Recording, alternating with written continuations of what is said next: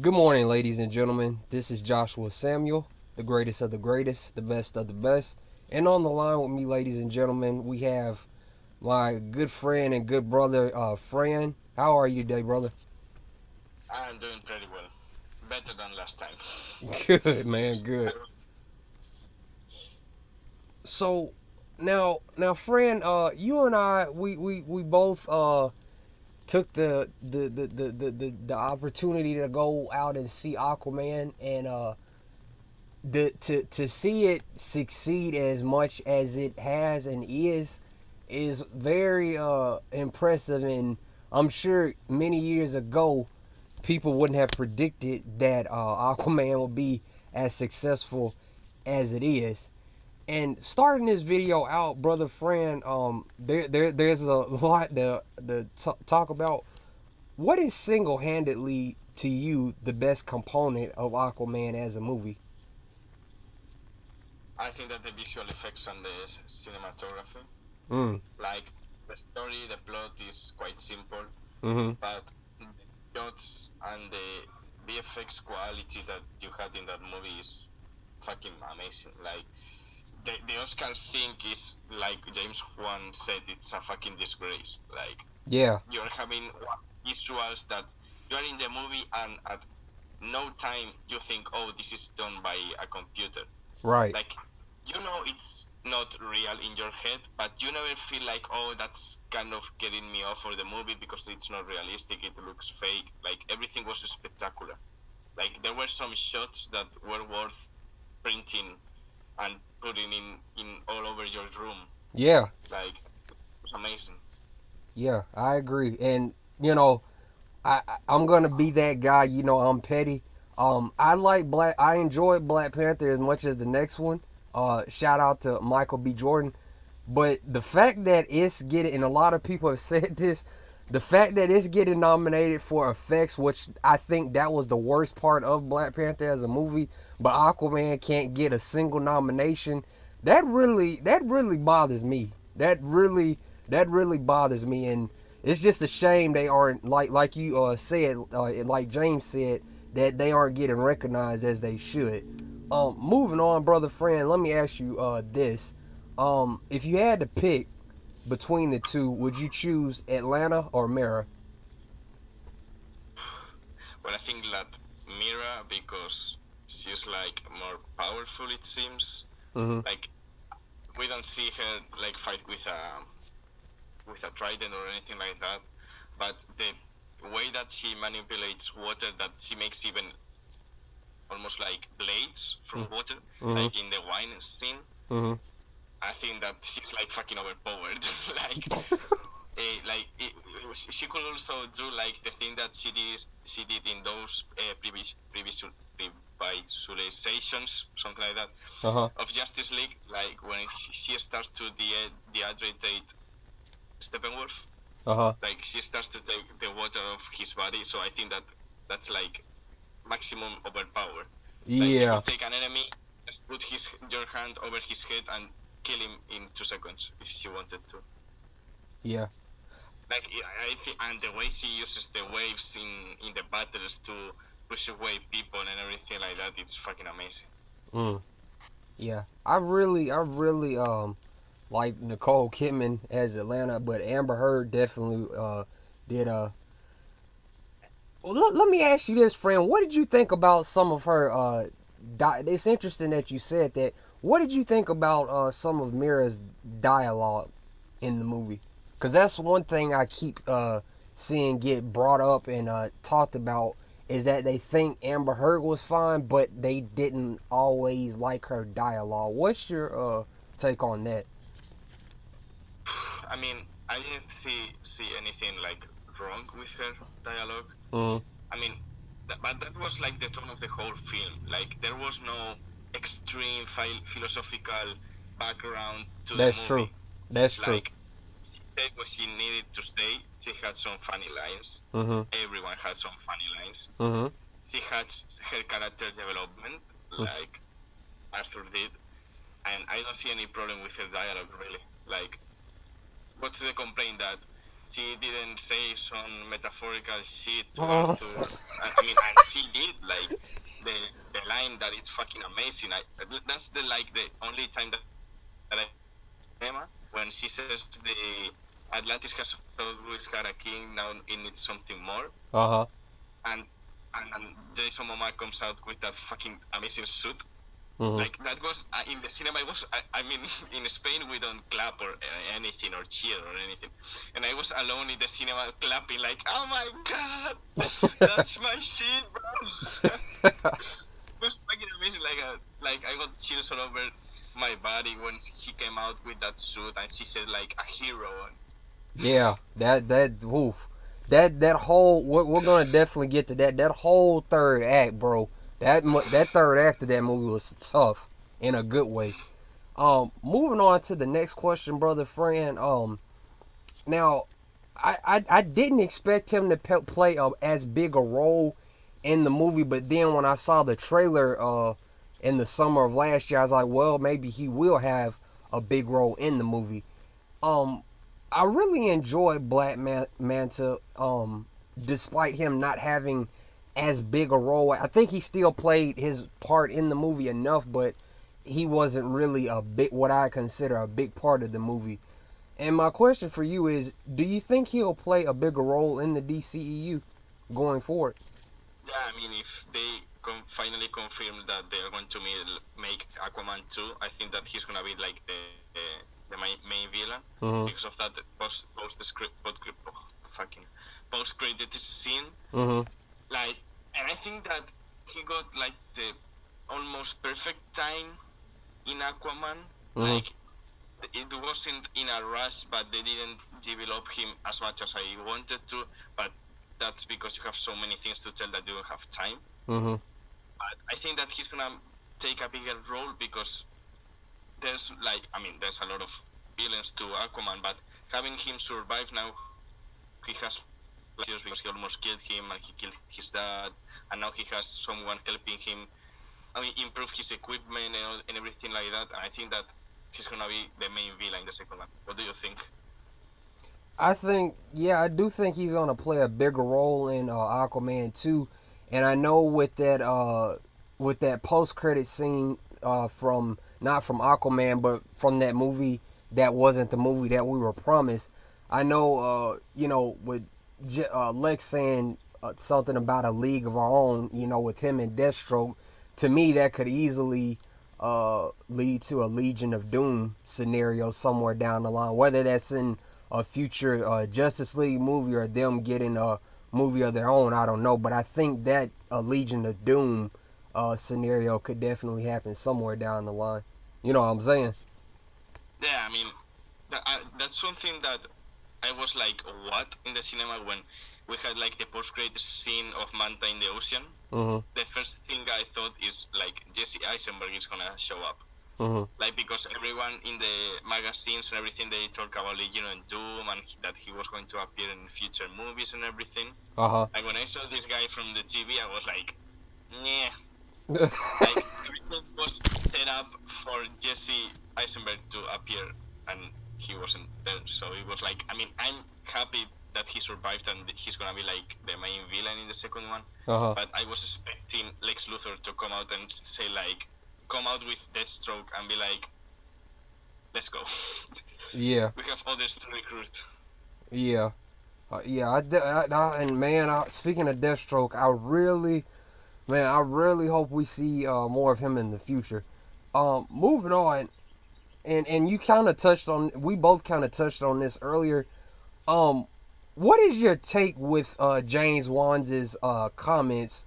In my opinion, he's 100% correct that it was a fucking disgrace about the visual effects not being recognized as they should have been, in my opinion. Well, I think that he's perfectly right. Like, it's a stunning movie. They have done VFX things that they've never done before, like the hair in the underwater and the bubbles and all the ocean terrain. Like everything was so detailed. Like every piece of little plant put on every rock that you saw in the movie. Mm-hmm. Like and that was surpassed by Ant-Man and the Wasp and Black Panther. I mean, you can say Black Panther has some like pretty lame CGI shots, Mm-hmm. but Ant-Man and the Wasp, like the color palette was fucking cement color palette, and it was all plain, and the only VFX that was like pretty amazing was the Quantum Realm, Mm-hmm. but you can't compare like 20 minutes of Quantum Realm with 2 hours and 20 minutes of pure spectacle. Exactly. Like it was everything in Aquaman was to be printed and put on walls in a museum. Like the trench scene where the camera looks like it's floating, Yes. like it's going down and you see the level of the water. Mm-hmm. How can Ant-Man and the Wasp win, be nominated to an VFX award more than only that shot? Like that shot is better than all the VFX in Ant-Man and the Wasp. And I'm sorry, but that's the fucking truth. And Yeah. everything is happening because of the fucking mouse that is taking over everything. Yeah. Yeah. Yeah. Because, That's because like the company that chooses the nominees, it's owned by Disney. yeah. Like it's like a third company group or something like that is owned by Disney. Yeah, and they own the fucking critics too. But that's another video that I feel we need the whole gang on. Moving on, brother Fran. Let me ask you this, and honestly, this is something that has really been on my mind in both a good and somewhat of a concerning way. Now, I'm very happy to see that the movie is well on its way to becoming the highest grossing DC film. But at the same time, I'm admittedly cautious going forward, especially when talking about, the shift in tone, or, them playing it safe, blah, blah, blah. And that question for you is, how big of an impact do you think Aquaman's $1 billion success will have on the DCU going forward? I mean, I think that they've kind of learned their lesson, like kind of, not really, but I think that with this success, they're gonna have directors have more creative freedom, Mm-hmm.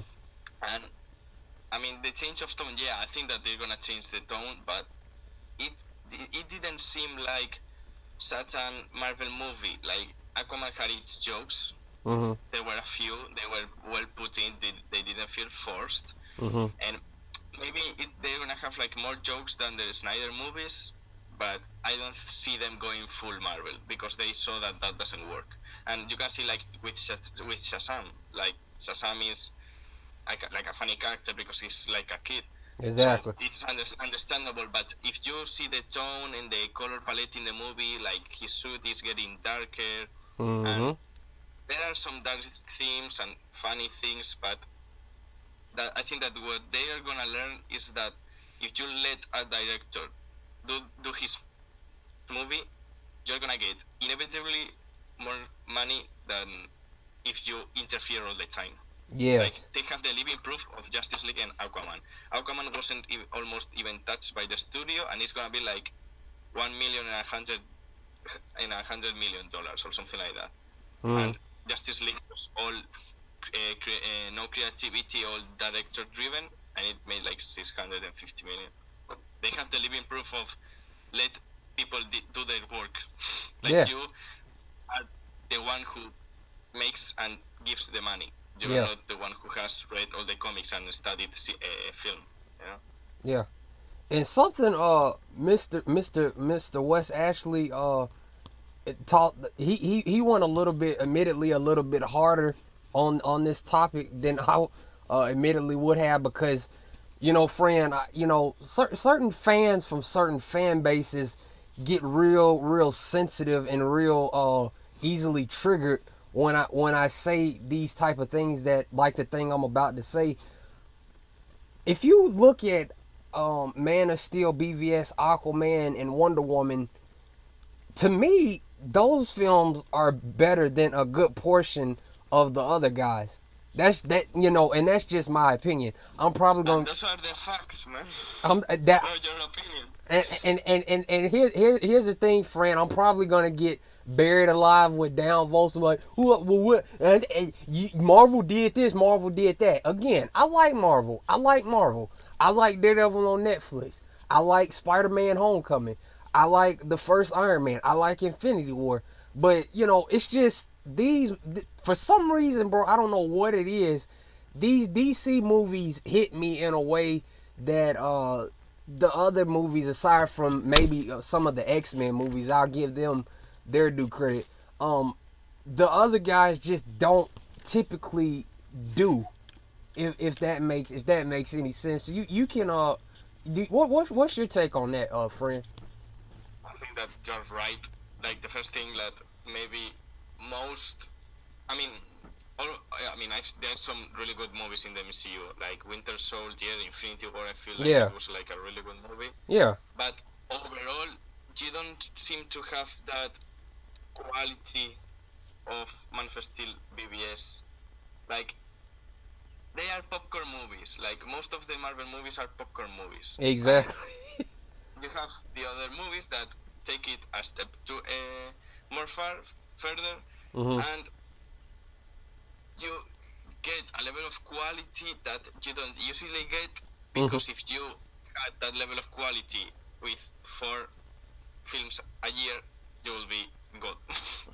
But the thing is, it happens the same to me that happens to you. That the way BBS and Man of Steel inspired you Mhm. and get you goosebumps and the score and everything while you're watching it, there's Yeah, no way, like, no other movie is gonna make you feel that way. yeah, Like maybe Infinity War, because of the whole score, cinematography, storyline, it made me like really excited.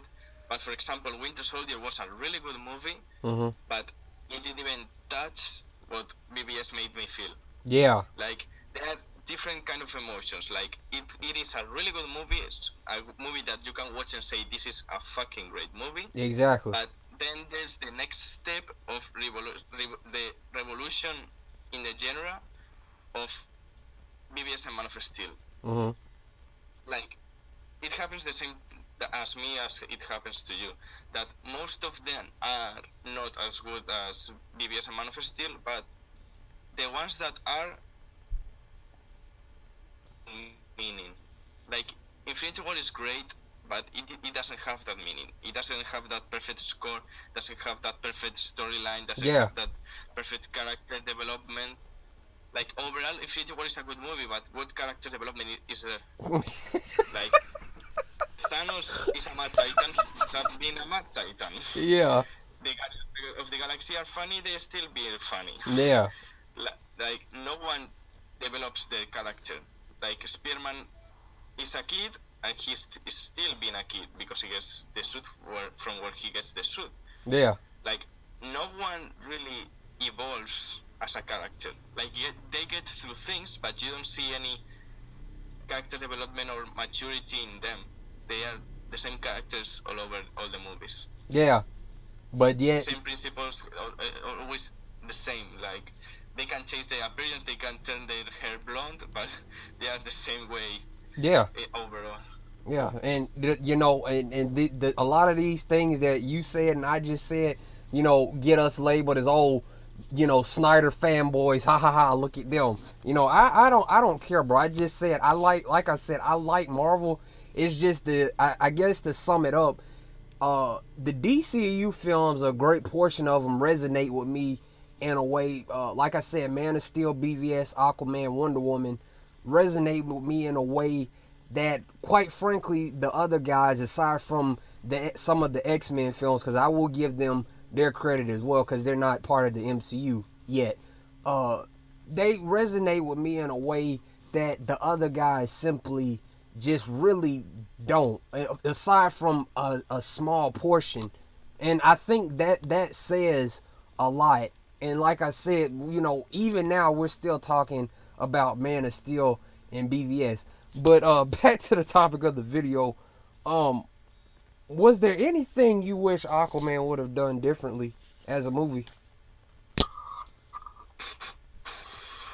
think that differently they should have managed better the second act. Mm. Like the second act had some ups and downs. Mm-hmm. Like then, like the movie was like really being really in a rush, and then it stopped, and you have a montage, and then you have like 10 seconds of Pitbull. Like I was in the cinema when I went to it in IMAX, and my brother stared at me like, "What's going on? Like, what is this shit? What's Dang, going bro. on?" And then you get post in the temple, and then you go to Sicily, and you get like a little beautiful montage, Mm-hmm. and then you come back to action.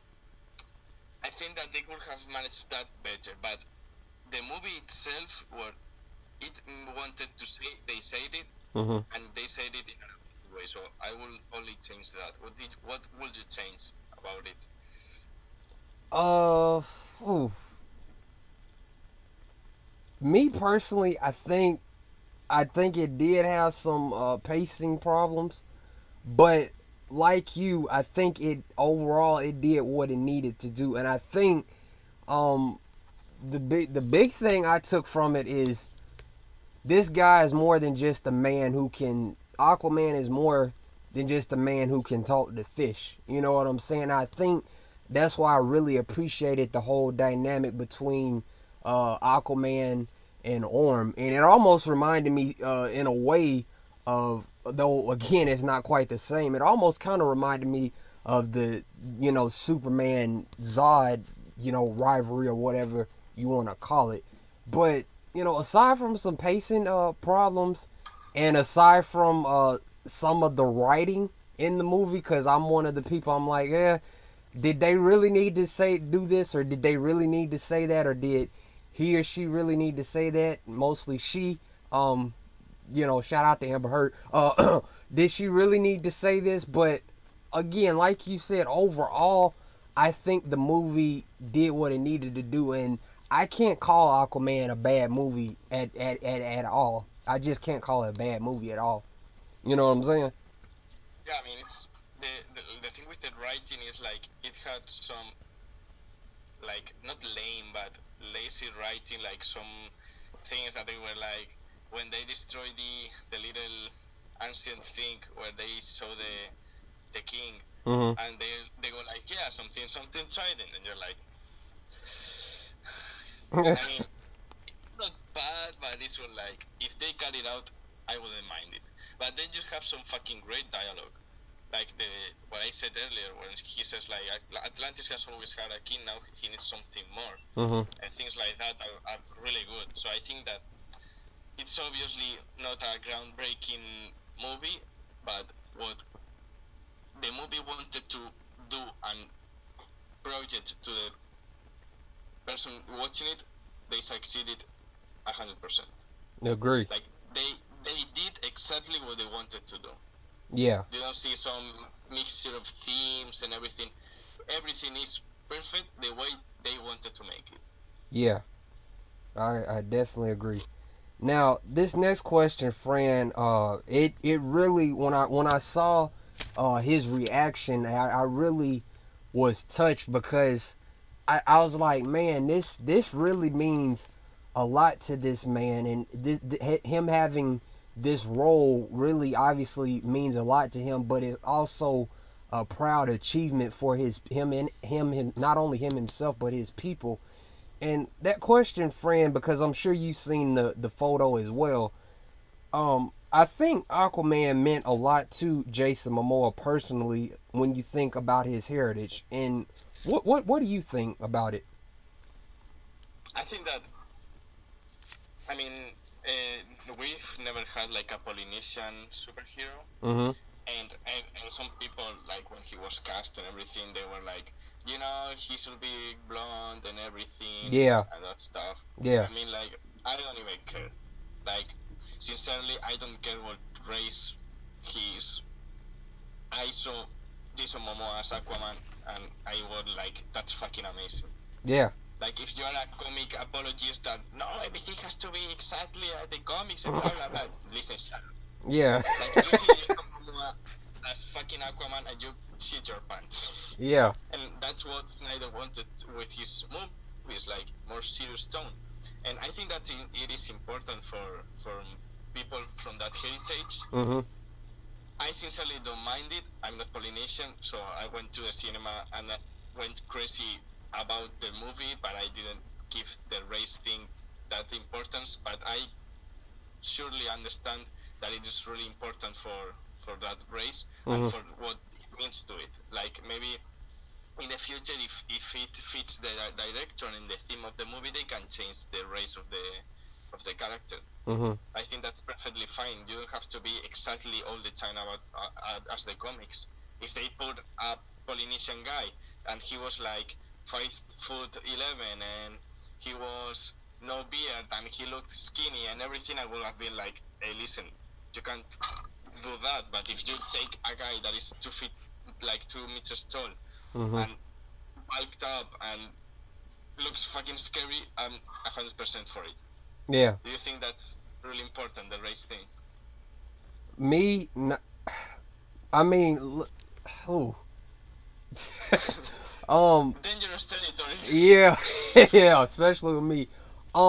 I've never really had a problem with character race swapping. I know I've gotten some very butthurt comments saying, "Well, I don't think that they should change the race of this character." I've had to, put them on silent or mute or whatever. But you know, I feel like as long as the actor or actress in certain cases does his or her job well, why should we give a fuck? I mean, because these are fictional characters. If you look at a movie like with all due respect to Sir Ridley Scott, if you look at a movie that's supposed to be based on history, if if you believe in that type of thing, if you look at a movie like Exodus, Gods and Kings, I mean, you're talking about Hebrews and Egyptians. Egypt is in Africa. You know what I'm saying? I like Christian Bale. I like Aaron Paul. I like Sigourney Weaver. I like all them guys. Joel Edgerton. I like all them guys. But do they really look Hebrew? But again, looking at it from a different perspective, if it serves the movie, if the actor does his or her job, and me saying this is probably gonna make people say, "Oh, you cooning," no, I'm not cooning. I'm just saying what I feel. If the actor does his or her job, then we really shouldn't give things like race as much uh, attention when it really isn't that big of an issue. Now, you know, look, this even goes back to Spider-Man. There was a rumor that Childish Gambino was gonna initially play Spider-Man in the Amazing Spider-Man series.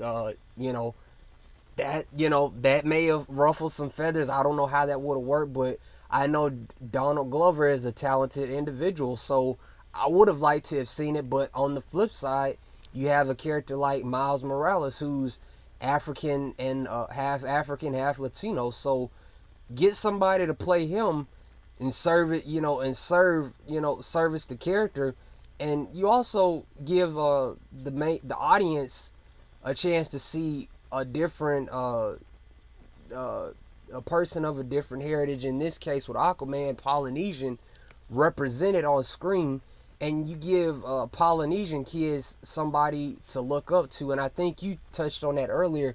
That's what Zach wanted when he casted, Jason as Aquaman. And woo, I just said a mouthful. Yeah, I mean that's the thing that it goes both ways. Like, I mean, obviously, if you're gonna have maybe Superman and you're gonna make him a black guy, that's strange. Like, there's nothing wrong about it, but Yeah. the character, I don't think that it suits the character. But if you're gonna have someone that is like under the sea and everything, Mhm. I mean, and that's the thing. Like, you don't have to convert characters into something that they are not. You can invent or use other characters. Yeah. Like, we need, like what you said, like Childish Gambino was gonna play Spider-Man. Listen, you have Miles Morales. Yeah. Like, you don't have to change someone's race or gender if you have a character that suits you. Yeah. That's the thing. Like, and something like they wanted to make James Bond a Black. Yeah. black. I mean, there's no problem. But what about you make another series that it's based on James Bond, and you make a new character that is relatable, and maybe he even becomes more famous than James Bond. Yeah. Like, you can expand the acting, and you can expand the movies by making other characters that they haven't been created yet. Mm-hmm. Like I want Superman to be black, and there's a black Superman. I don't actually remember his name, but he's from Krypton and he's black, and there's no problem. Like, you don't have to change someone's race. You have other characters that suit what you are trying to say. Like, Yeah. I don't understand that everyone gets so outraged and because this is a black guy and this is a white guy and this is Yeah. Asian. And he's It's crazy. like, what's the matter? Like, maybe his time he's gonna be Polynesian. Maybe Aquaman is gonna be Polynesian right now, and maybe in the future they make another Aquaman movie and he's white, and maybe in the future they make the Aqualads, like the sons of Black Manta, and they are black, and that's like, what's the problem?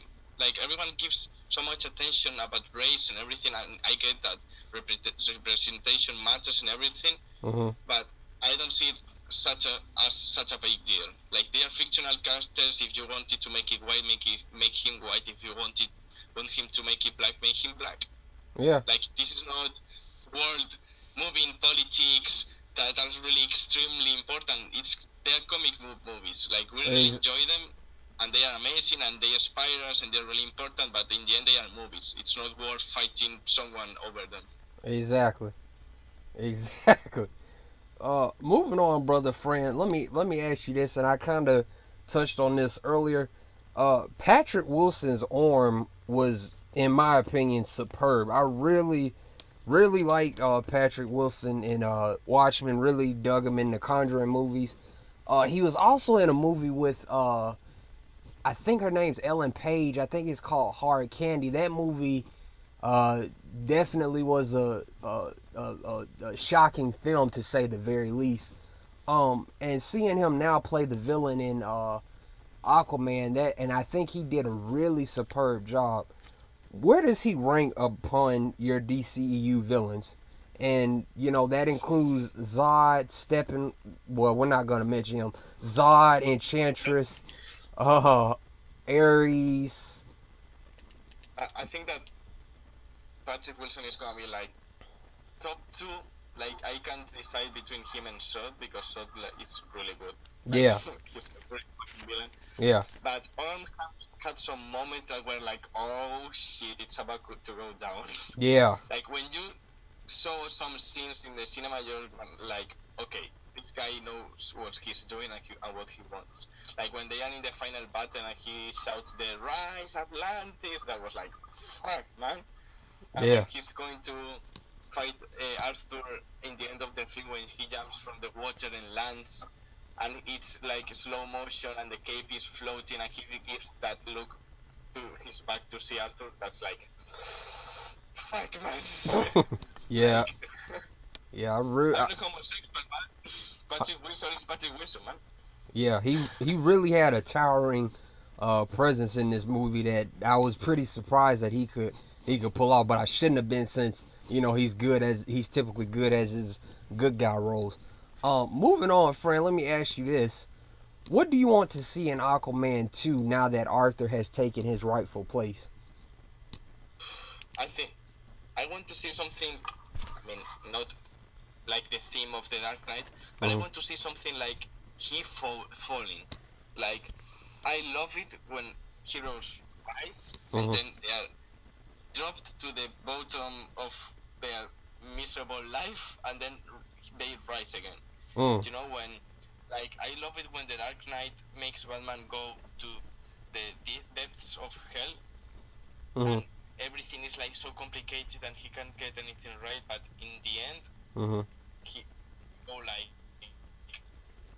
in the third movie they go and he rises again and he's all glorious and everything.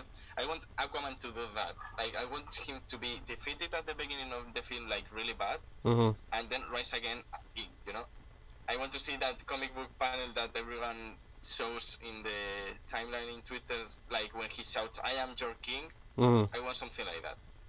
I want him to maybe get almost killed as by Black Manta, and maybe he disappears, and in the end he comes back with his trident and his armor, shouting like, "I am your king," and something like that. Like, I want him to be defeated and expand maybe a little bit more the story of Atlantis, because the background story felt like really interesting, Mm-hmm. and they didn't have time for it. Mm-hmm. What do you want to see in Aquaman 2? I basically want to see. Yeah, I'm that guy. I just want to see more Black Manta, man. I just want to see more Black Manta. I want to see. I want to see Aquaman and Black Manta. Black Manta had that pretty much kind of how you hinted at, but I want to see more. I want to see Black Manta challenge Aquaman to basically his limits. You know what I mean? I want to see. Yeah, yeah. I just want to see that rivalry be the one of the best in the DCU. I know next year we'll have Wonder Woman and Cheetah. You know that could be big in itself, but I really want to in Aquaman too. I just want to see more Black Manta, and that's pretty much it. This next question, Fran, and this is where the dislike button begins to get pounded on, and that's fine. Why do you think the critics and bloggers tried and failed miserably at tearing down Aquaman? And before you answer, Fran, I want to touch on some things because when the movie was first getting its initial scores and reviews, it had a pretty solid, and I in fact say decent rating, almost at the 80s, and then as soon as Jason Momoa said, "Fuck yeah, I'd love to see it," in terms of that thing we're all waiting on, it seemed like the bad reviews and negative reviews just started coming out of nowhere. Aquaman is a Thor wannabe. Aquaman can't decide if it wants to be a light Marvel movie or a DC movie. James Wan doesn't know what he's doing, and so on and so forth.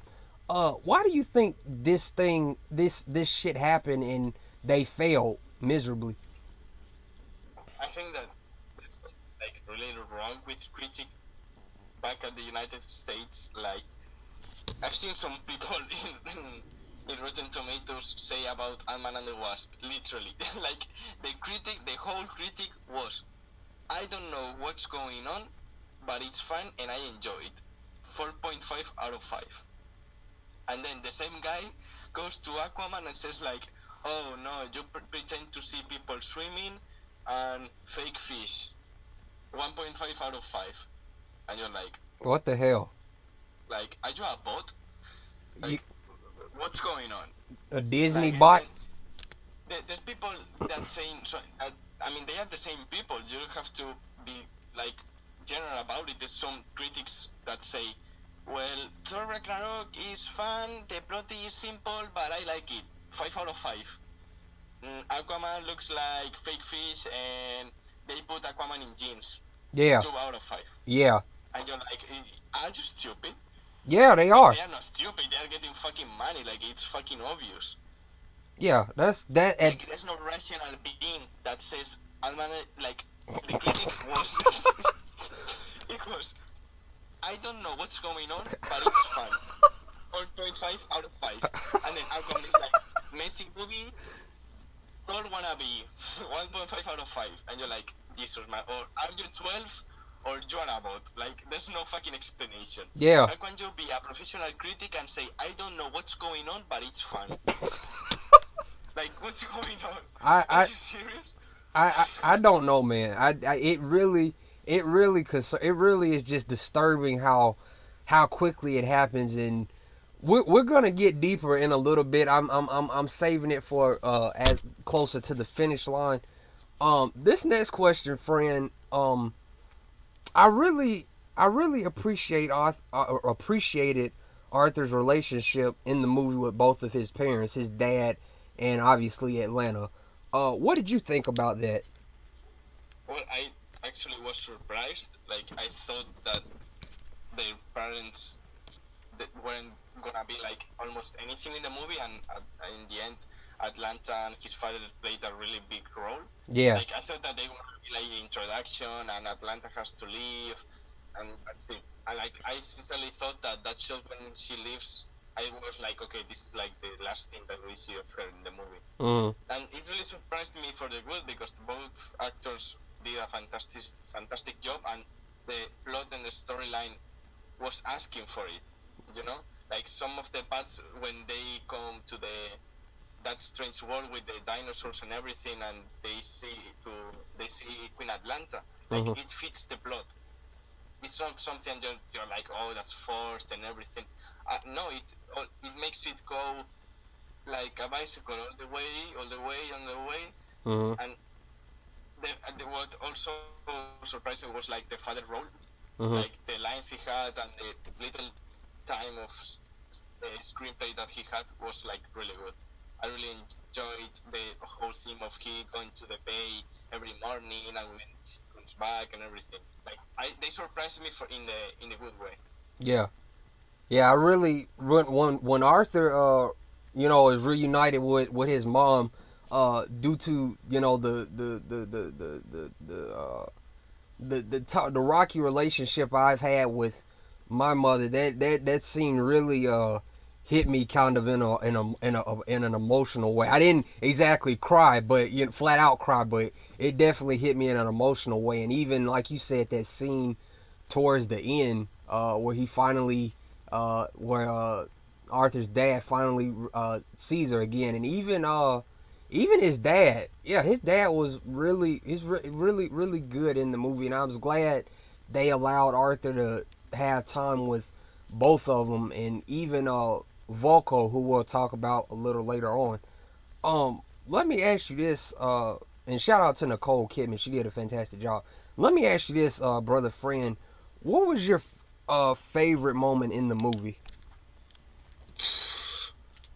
I think that what I said earlier, Mm-hmm. like when he he he goes in the cave and he goes and tries to fight the Karathen or something like that because it's not called the Kraken. There's something strange about that. Mm-hmm. And they start talking everything, and the music starts to hit in, and he grabs the trident, and this whole suit comes and fits him, and that man when he comes back, like the shot of the trident when he comes back, the score and everything, and he hits the ground with the trident, that was like pure comic orgasm. Mm. Like I went flat out there in the cinema. It was like this is it. And then there were some other parts of the movie that I really enjoyed, like the final battle and Mm-hmm. things like that. But the one thing that really stuck with me was Arthur coming out of the waterfall. Like I am the fucking king. Like I'm about to beat Orcas real bad. Yeah. And shout out to brother Hydro, man. I know he's been looking forward to this movie for a while, and I'm just happy that the movie he's been looking forward to the most is just defying all expectations everywhere, despite the bitch ass critics. As for me, as for me, I think I really like that scene where they're in the trench with those monsters like trying to come aboard the ship. I was like, wow, James Wan said he was gonna try and add a horror element in the movie, and he definitely did, because James Wan mostly is known for his horror movies. And I was just, throughout the movie, I was just looking. I was like, where's the horror? Where's the monsters? Where's the scary parts? And once he threw it in there, I was like, damn, I really like this scene. And yeah, that I think everybody loves that scene. Arthur getting his armor. That shit was badass. I don't know why somebody's turned on the truck. Um, I really like that opening the early part of the film too, where Atlanta is in the house and she's defending her family. That scene was also really good as well. Moving on, brother Fran, and this is where we're starting to rub some butt cheeks the wrong way. And this question is, why do you feel fanboys are using Aquaman's success as an opportunity to shit or diss on prior DCEU films? And you know who I'm talking about. Yeah, I know who you are talking about. Like I think that they feel threatened, and I don't understand why. Like that's my impression. Like they think that if DC becomes successful, they're not gonna have anything like that. Mm-hmm.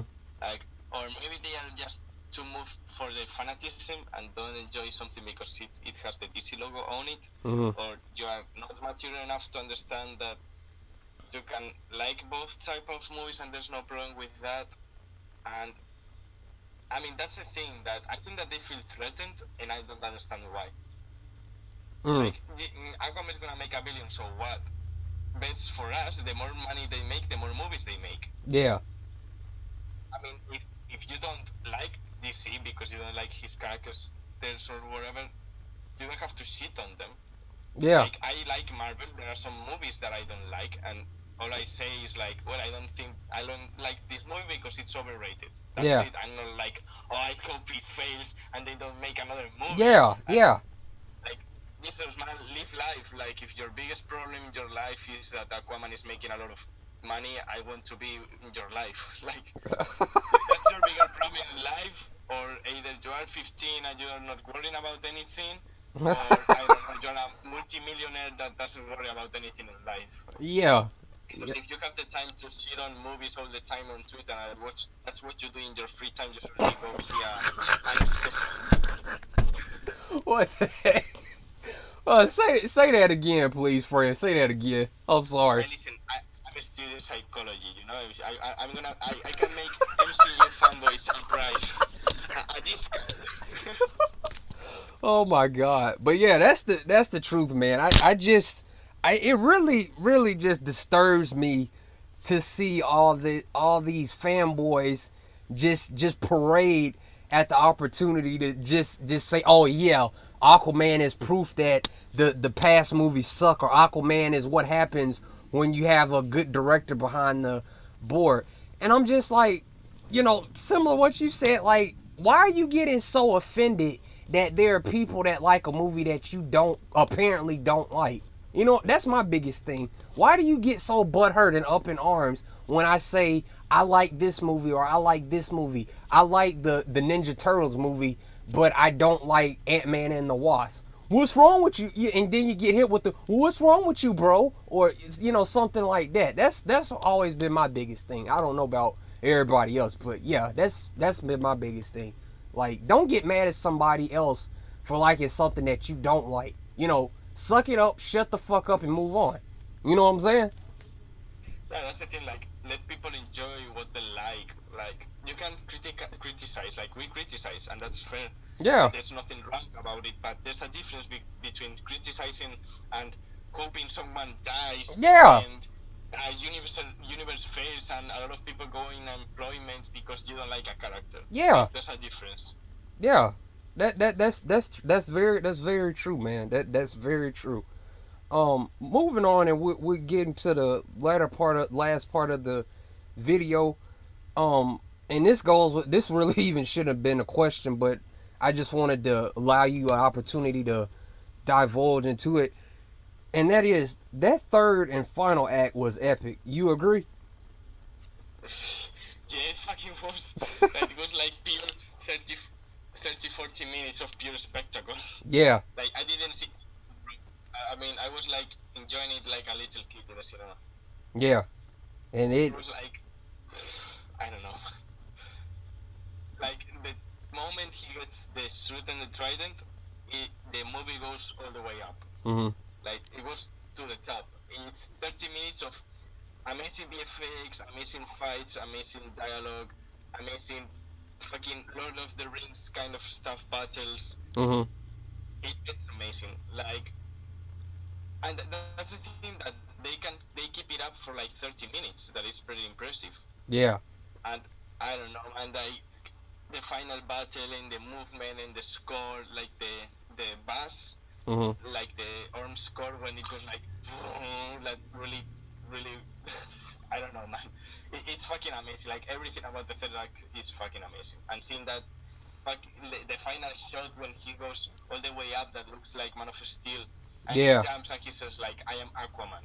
Yeah. Like, that frame, I want that frame in a fucking museum, please. let, I'm let, gonna make a change that already.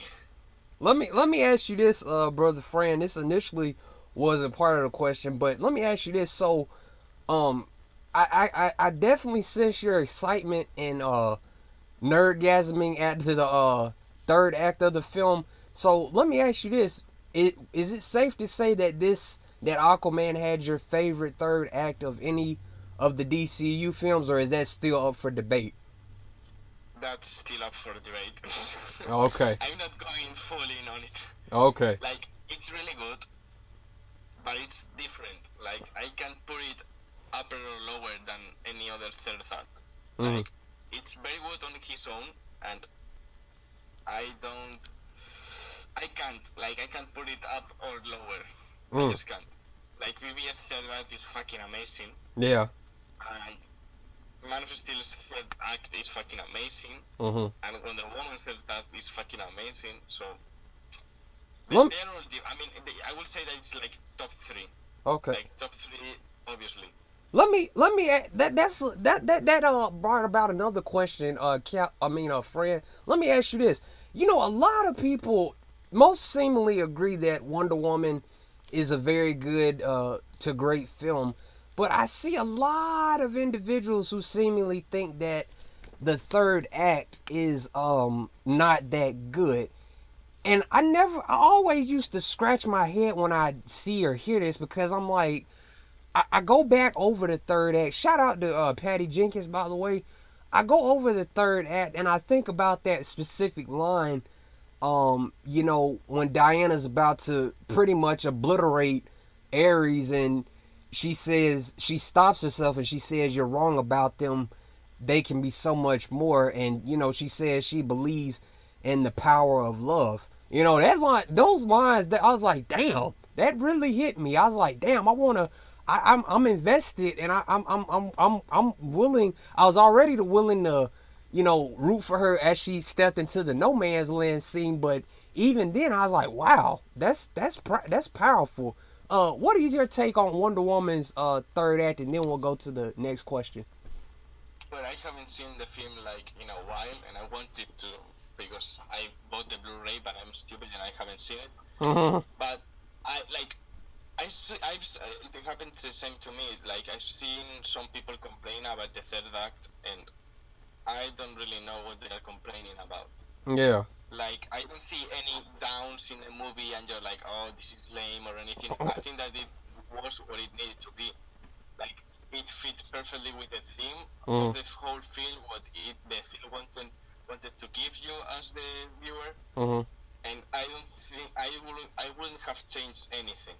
Okay. Like I don't see any problem with it. Mm. Like the final message of love and everything, it may feel a little bit cheesy, but sometimes it's true. Yeah. So the whole movie spins around those themes. So it's logical that the third act spins around those themes too. So I don't really see the problem. Okay. Okay. Yeah. I just always really I never understood why it got so much flack because I was like that the whole movie pretty much revolves around Diana discovering what humanity is capable of, whether it's good or bad, and she pretty much finally sees that wow, there isn't just one evil in the world. There's multiple evils in the world, and I just really was I really enjoy Wonder Woman, man. That movie is that movie. Shout out to Patty Jenkins.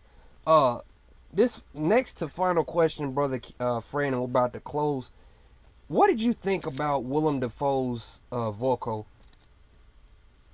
Well, I think that he was great. I think that he had the enough and perfect screenplay in Mm-hmm. the film. Mm-hmm. Like the all the time that he was in screen, he was like explaining some backstory or something like that. So it really fit in the plot because it made the plot easier to understand for some people that maybe are not that familiar with the comics or the character, Mm-hmm. and seeing him train Arthur as he was younger and him discovering his powers and he lying to him about his mother and everything. Mm-hmm. I think that he was like a really well written character, and I would have loved to see him in Justice League at Yeah. the end, like the photo that Snyder shared with Mera and Bulko, Yeah. because that fit perfectly into Aquaman.